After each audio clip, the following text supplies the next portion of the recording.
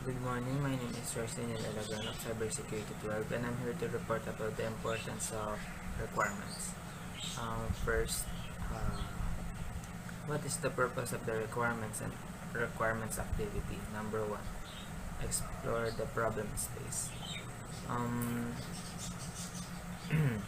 Sa problem space, dito yung pinifigure out yung problem mismo.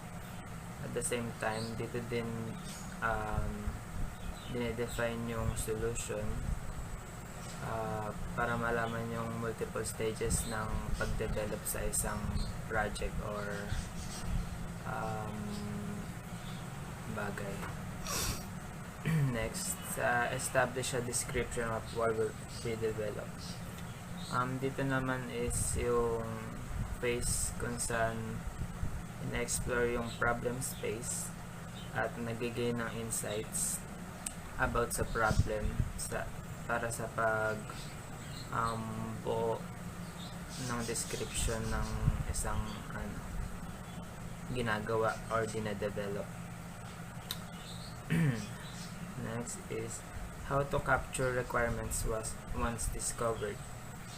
Number 1, in prototypes or operational product. Number 2, through structured or rigorous notation. Number 3, different capturing mechanism emphasize and de-emphasize different aspects. So, in prototypes and operational products, sinasabi na mas ideal siya na kumuha ng info or details sa mga prototypes kasi mas accurate kumuha sa mga prototypes and operational product kasi nga prototype sila and meron silang info regarding sa function nila as prototype. So mas pwede yung pagkuhaan ng detail or information since nag-function na sila as a prototype. Next is different capturing mechanism. Dito naman is tinitignan yung amount ng data kung saan yung na-capture nila or nilagay nila na notation is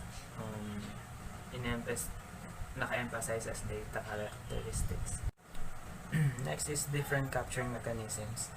Dito naman siya sabi, you could emphasize and de-emphasize different aspects because magkakaiba nga sila. Ang sabi nito, magkakaiba din ng characteristics ng mga requirements. So, you could emphasize or de-emphasize them depending on their aspects. Next is why bother. Itong picture na to is isa siyang parang point of view ng magkakaibang persons. Itong una is customer, pangalawa is project leader, and pangatlo ay analyst, pangapat programmer, panglima yung business consultant, and so on. Pinapakita lang dito yung kahalagahan ng pagkakaintindihan kasi usually para siyang template sa pag-analyze ng or pag-process ng gagawin na project or isang bagay. So, mahalaga yung pagkakaintindihan tsaka madalas talaga dito yung misunderstanding. So, next is what is requirements? What are requirements? Number 1, a statement about an intended product that specify what is expected to do or how it will perform.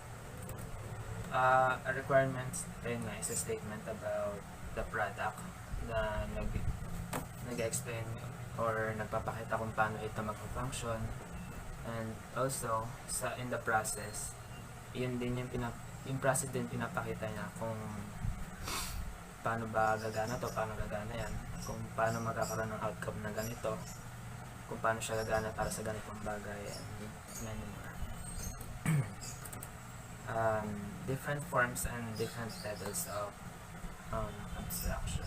In other words, parang lang siya, different kinds of ideas, parang ganun. Next is user stories, most prevalent in agile development context. Ito naman is yung parang few sentences kung saan yung user or yung experience-based statement niya regarding sa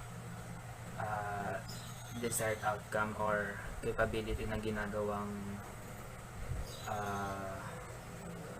program. Next is user stories. User story is a short description siya na typically galing sa perspective ng user na nagde-describe kung anong gusto niya, kung anong gusto niya mangyari, ganun. At ito yung format niya. Usually ginagamitan siya ng brackets, itong angle brackets. Ayan, example. Type of open and close brackets, type of user, tapos I want, then yung goal. So, ganun yung sinusundan niyang template or rule sa user stories. Next is Boolean shell. Dito naman is a type of template na ginagamit siya as a guide for creating a requirement. So, eto, meron akong example ko ano yung mga pinifill upan dito. Ayan. So, requirement, doon yung nilalagay is the unique ID. The requirement type, yun naman yung nilalagay ng type of the type from the template. And sa iba naman, sa description, a one-sentence statement of the intention of the requirement. Sa rationale, justification of the requirement. Sa originator is the person who raised the requirement or the one who planned to create the requirement. Sa fit criterion, it is a measurement of the requirement, such as it is possible to test if the solution matches the original requirement. Next is customer satisfaction. Priority. Doon nilalagay yung rating of the customer value. And so on. So, yan yung Boolean shell. Next is the 7 product dimensions. Again, para siyang template, parang Boolean, it's a guide na nag-help para magkaroon ka ng best option, best decision as possible. Nagkakonsist ito ng 7 types of questions na una is user, pangalawa is interface, pangatlo action, pangapat data, panglima control, panganim environment, and pang-7 yung quality attributes. So sa user, tinatanong yung anong klaseng user daw ba yung maaaring mag-access or gumamit sa feature na ginagawa. Second is interface. Dito naman tinatanong yung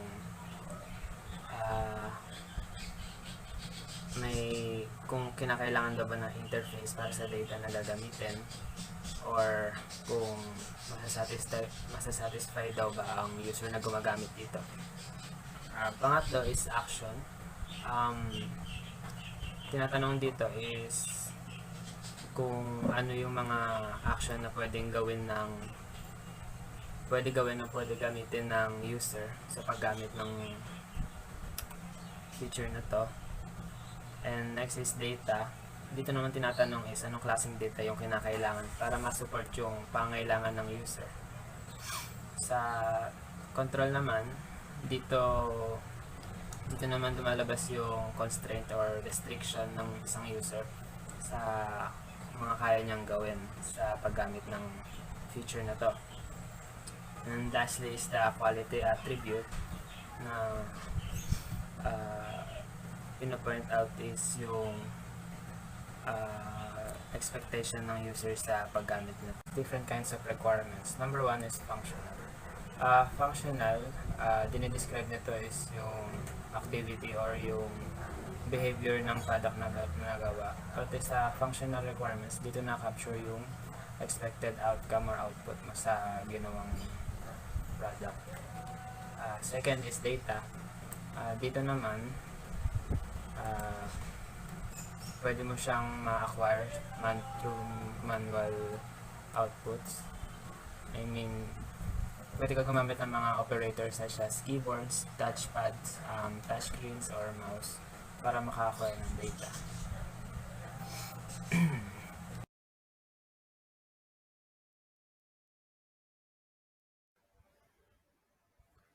Environment or context of use. Physical. Dusty, noisy, vibration, light, heat, humidity. For example, in a hospital. Hospital operates in an active working place and crowded environment, meaning using a speech interface is more likely to be problematic. Social. Collaboration and coordination. Collaboration and coordination means knowing the physical location of the other team members or collaborators and communicating across a great distance. Synchronous. Synchronous means viewing or sharing the data all at once with a group of people. And for asynchronous, for example, authoring a report and taking turns to edit it. Organizational. User support communications, structure, and infrastructure availability of training. For example, how good is the user support likely to be? How easily can it be obtained? And are there facilities or resources for training? How efficient or stable is the communications infrastructure and so on? Technical. On what technologies will it run or need to be compatible? Technical environment needs to be established. For example, what technologies will the product run or need to be compatible with, and what technological limitation might be relevant. Next. Users and who are they? Users is a person who uses or operates something, especially a computer or other machines. Characteristic. User characteristics capture the key attributes of the intended user group, such as the user's abilities and skills. And depending on the product, also their educational background, preference, personal circumstances, and physical or mental disabilities, and so on. System uses: novice, expert, casual, frequent. In addition, a user may be a novice, an expert, a casual user, or a frequent user. For example, a novice user may prefer a step-by-step guidance. An expert, on the other hand, may prefer flexible interaction with more wide-ranging powers of control. Okay. User profile. User profile is a collection of characteristics. Typical user is called a user profile. Any product may have several different user profiles. Usability goals. Usability goals and user experience goals are another kind of requirement, and they should be captured together with appropriate measures. Chapter 2 briefly introduced usability engineering, an approach in which specific measures for the usability goals of the product are agreed upon early in the development process and are used to track progress as development proceeds. This both ensures the usability is given due to priority and facilitates the progress tracking. The same is true for user experience goals. Although it is harder to identify quantifiable measures that track these qualities, an understanding of their importance is needed during the requirements activity. Different products have different requirements and may be implemented in different ways. For example, trustworthiness. A desirable characteristic of both an online shopping site and robotic companions that they are trustworthy. But this attribute leads to different non-functional requirements. In the former, security of information would be a priority, while in the latter, behavioral norms would indicate trustworthiness. A key requirement in many systems nowadays is that they needed to be secure, but one of the challenges is to provide security that does not detract from other user experiences. Usable security. Usable security is one of requirement that most users and designers will agree is important to some degree or another for most products. If the usability or of security is ignored, then the security mechanism will be circumvented. Then thus usability should not be ignored, and so the security will not be circumvented. Password as an example. Too much advice about how to choose a password. Copying strategies may compromise security. Data gathering. Interviews. Interviews is a formal meeting in which one or more person questions, consult, or evaluates another person. Observation. Observation is the act of noticing something or judgment of interference from something seen or experienced. Questionnaires. A set of printed or written questions with a choice of answers devised for purposes of a survey or statistical study. Studying documentation. Studying documentation is a analysis of a specific historical document with a view to interpreting for its historical significance. Procedures and rules are often written down in manuals. Good source of data about the steps involved in an activity and any regulation governing a task, not to be used in isolation. Good for understanding legislation and getting background information. No stakeholder time, which is limiting factor for other techniques. Okay. Researching similar product. Researching similar product provides information on the specific and required characteristic of service or a product. It helps companies to understand the needs of customers in much better way so that the required product can be tailored appropriately. In short, it is good for prompting requirements. Direct observation. Direct observation is the collection of information using your senses. By observing, you can document activities by behavior and physical aspect of situation without having to depend on people willingness or ability to respond accurately to questions.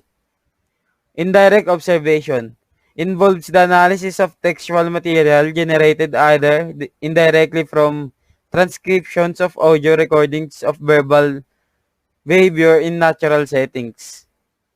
Interviews, again, a formal meeting in which one or more persons questions or consults or evaluate another person. Diaries, a record of events, transactions, or observations kept daily or frequent intervals. Journey, especially, a daily record of personal activities, reflections of or feelings.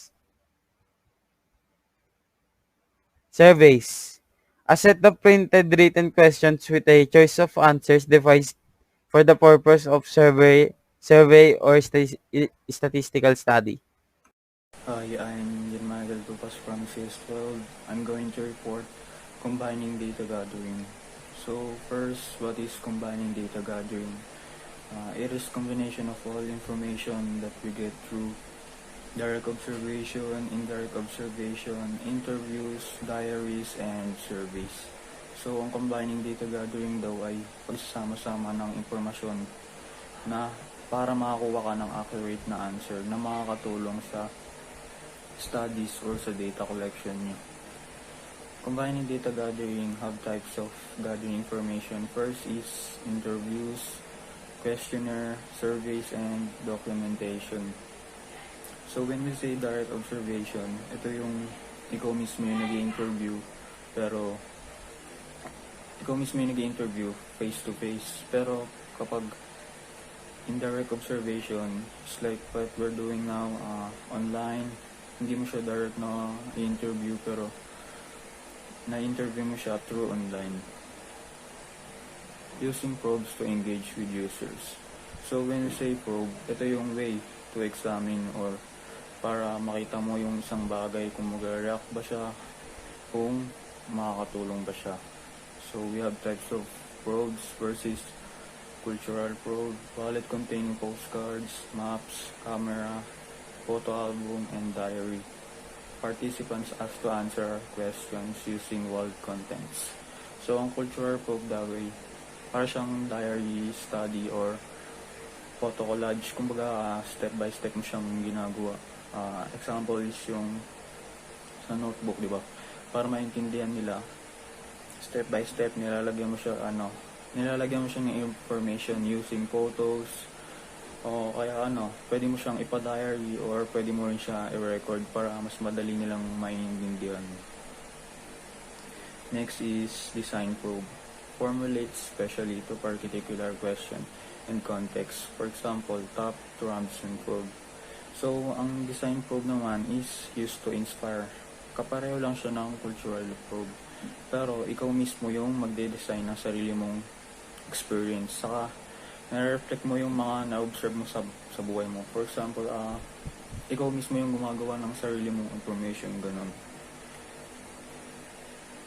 Next is technology probe. Toolkits, mobile phone apps, sensor-based monitoring. For example, Colinda to alert participants about unexpected movement at home. Ang technology probe naman ay ginagamit to sa pagbibigay ng impormasyon para mahikayat mo yung mga users. For example is yung sa technology probe is yung pagda-download mo ng app na Tong It's Go, di ba? May ads yun na kapag dinownload mo daw yun, may mga prices, di ba? May mga benefits. So yun, syempre mahihikayat yung mga tao. At syempre, ang technology probe hindi lang siya about sa benefits, sa mga panghihikayat. About rin siya sa mga information about sa news and outside world. Next is provocative probe.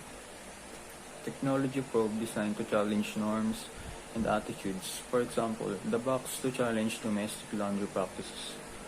Ang provocative probe naman ay tinitignan muna or ini-examine kung ba anong magiging react ng isang bagay. For example, kung nag-attitude siya, di ba? Example is, yung sa domestic laundry practices. Siyempre, kapag naglagay ka ng damit sa laundry, syempre, di ba, titignan mo muna sa loob kung nagsusoap ba siya, nag-rinse, o kaya nagde-dryer na, di ba? Tinitignan mo muna kung ano magiging react niya sa loob. Sample na rin is yung sa electric fan. Pag binuksan mo ng 1, di ba, iikot na siya. Pag sinet mo sa 2, iikot ng mas mabilis. So, that's how provocative probe works. Tinitignan muna, ini-examine mabuti bago kumuha ng impormasyon. Contextual inquiry. Part of contextual design but also used on its own to gather requirements. Ang contextual design naman is yun yung semi-structured interview na kung saan pumupunta mismo yung interviewer sa workplace ng respondents para makita nila kung anong mga ginagawa dun. We have 4 main principles of contextual inquiry. First is context, going to the user wherever they are and seeing what they do as they do it. Ang context ay go to workplace and watch them. Ino-observe nila yung mga respondents kung ano mismo yung mga ginagawa nila doon sa workplace nila. The second one is user and interviewer. Partnership, to explore users' life together. Ang partnership naman, pakipagsalamuha mo sa mga tao para mas malaman nila yung impormasyon about sa trabaho mo and para mas makilala mo na rin yung tao. Third one is interpretation. Observation interpreted by user and interviewer together. So, yung interpretation naman, ito yung pag-share mo ng mga understandings mo. Ito na yung ini-interpret mo kung ano yung mga sinabi mo or yung mga in-observe mo kung paano siya nangyari, di ba? And last one is focus. project focus to understand to what should be paid attention. Ang focus naman, plan for inquiry. Siyempre kung saan naka-focus yung study nyo, di ba? For example, ayun, sa workplace ng mga respondents, yun yung focus nyo. Interview guided by cool concept divided into two groups. We have first joy of life concept, how products make our life richer and more fulfilling.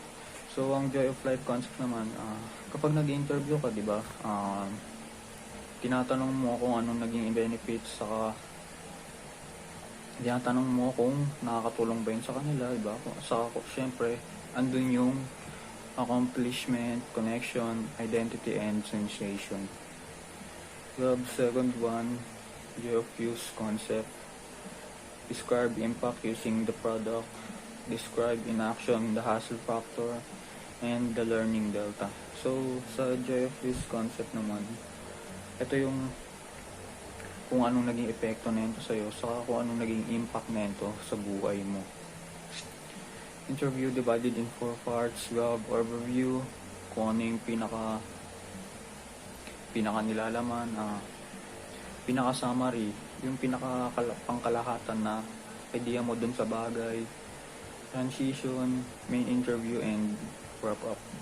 Following interview, interpretation session. Contextual design models separated or consolidated. Most prevalent models are chosen by team out of 10 suggested. So, itong contextual design, ito na yung interpretation session, di ba? Yung for example, kung ano yung na-observe mo sa isang bagay, di ba? Interpret mo, syempre. Kung ano yung mga nakakita mo, yung mga na-examine mo, interpret mo. So, yun lang po. Thank you. Good afternoon everyone. I am Charles Barredo from CS12. Brainstorming for innovation. Brainstorming is a method of generating ideas and sharing knowledge to solve a particular commercial or technical problem in which participants are encouraged to think without interruption. Brainstorming, it is widely used in interaction design, specifically for generating alternative designs or for suggesting new and better ideas to support users. Various rules have been suggested for making a brainstorming successful. Here are some. Include participants from a wide range of discipline with a broad range of experience. Don't ban silly stuff. Wide ideas often turn into really useful requirements. Use catalysts for further inspiration. Build one idea on top of another. Keep records, capture every idea without censoring. They should focus on capturing the ideas. The recorder should not try to rephrase ideas. If an idea is not clear, ask for a rephrasing that everyone can understand. If the idea is too long to record, work with the person who suggested the idea to come up with a concise rephrasing. Sharpen the focus. Use warm-up exercises and make the session fun. Warm-up exercises help get your mental gears moving before ideation session so that you and your team are ready to hit the ground running with original ideas. Bringing requirements to life. Augmenting the basic requirements expressed as stories in Buller template or in other form. The Buller requirements template is intended for use as a basis for your requirements specification. The template provides section for each of the requirements types appropriate to today's software system. Personas. Rich description of typical users, not specific people. Personas are characters which you create based upon your research in order to represent the different users types that might use your service, product, site, or brand in a similar way. Creating personas help the designer to understand users' needs, experience, behavior, and goals. Scenarios. An informal narrative story. Simple, natural, personal, and not generalizable. A scenario is a description of a person's interaction with the system.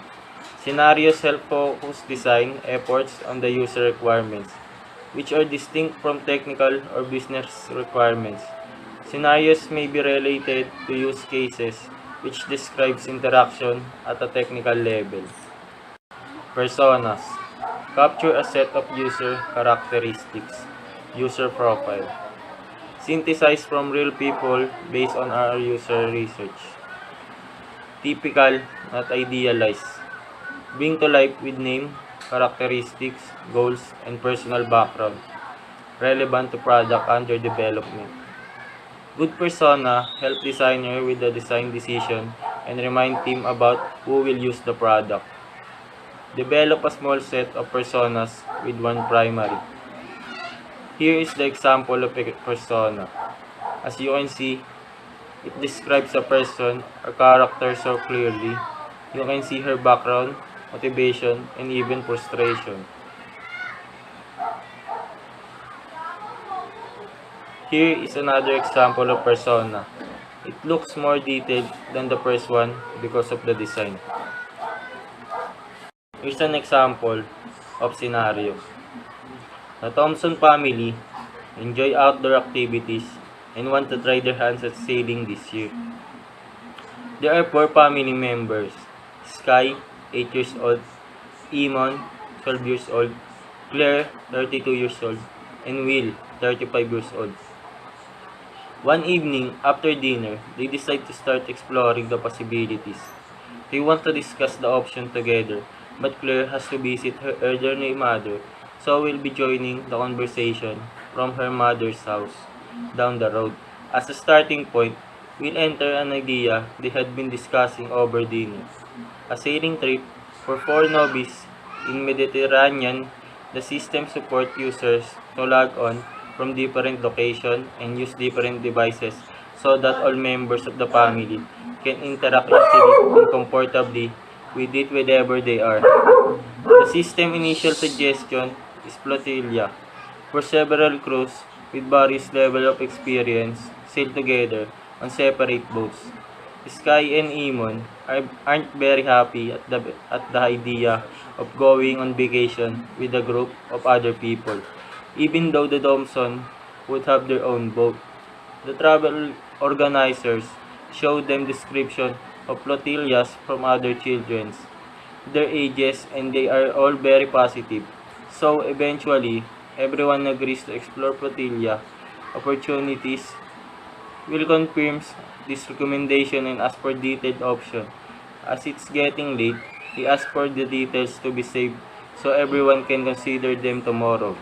The travel organizer emails them a summary of the different options available.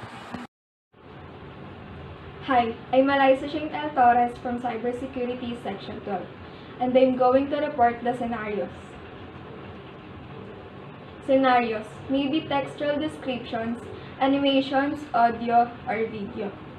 Scenarios constructed as textual descriptions, like those shown previously, but they can also use audio or video. Example animation scenarios. These animated scenarios can help participants to describe problems associated with the use of emergency alarm technology, and to discuss and evaluate key emotions and themes. So, ginagawa tong scenario na to para mas madaling maintindihan, para mas madaling maipaintindi dun sa taong gusto nilang maiparating kung ano ba talaga yung goal nila. Next, scenarios and personas. So yung mga scenarios, kailangan din may persona. So, si persona, sa kanya iikot yung mga mangyayari. And then, scenario, so eto naman, yung kung saan, kailan, at kung paano yung mga mangyayari kay persona. Goal, eto naman yung kailangan magawa or ma-accomplish ni persona. And then, based sa picture, makikita natin dito na medyo magkalapit si persona and then si scenario. Kasi each scenario represents a single experience of using the product from the perspective of one persona. Next, design fiction. Communicate a vision with future technologies. Design fiction is a way to communicate a vision about the world in which a future technology is situated. Fictional world in which ethics, emotions, Context can be explored without concrete constraints. Examples: privacy and surveillance, and exploring ethics. In a fictional world, ethics, emotions, and context can be explored in detail and in depth without worrying about concrete constraints or implementations. Scenarios are about overcoming the monster, while the science fiction is about quest. So yung scenario and the science fiction, they are both like practicing, but the design fiction is aiming or they have goal for something. Next. Use cases. Focus on functional requirements and capture interaction. Can be used in design or to capture requirements. So yung use cases, may two types siya. Yung first tipo is essential use cases. Makikita natin dun sa ano. So yung essential use cases, si user is nagpo-focus lang dun sa visa requirements na gusto niya makuha. And then yung sa system naman, nakalagay lang dun yung specific information niya. And dun sa second style na makikita natin dun, which is yung use case with normal and alternative courses. So, it is more detailed than it captures the user goal when interacting with the product. And dito kasi, mas nagpo-provide talaga siya ng sapat na detail kaysa dun sa first use cases. Then, next naman dito, yung alternative courses for travel organizer. So, eto naman, naka-provide na talaga yung mga next step na in case na invalid yung mga information doon nakalagay, para mas madali mo rin siyang maayos. Unlike sa essential use cases, is iisa-isahin mo pa. Ganun. That's all. Thank you.